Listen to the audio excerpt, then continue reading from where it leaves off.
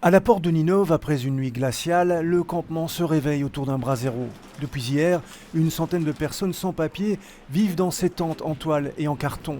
La plupart ont été expulsés du bâtiment de la KBC. Saïd El-Ouizi y habitait depuis plusieurs mois.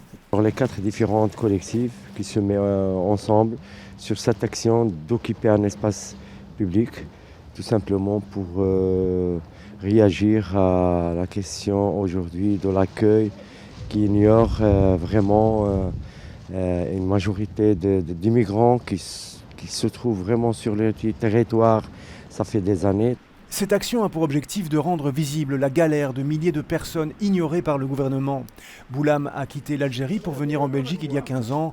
Depuis lors, il va de petit boulot en petit boulot pour subsister. Je demandais pour travailler, je demandais pour la régularisation, je demandais pour trouver une maison pour vivre, pour construire une famille.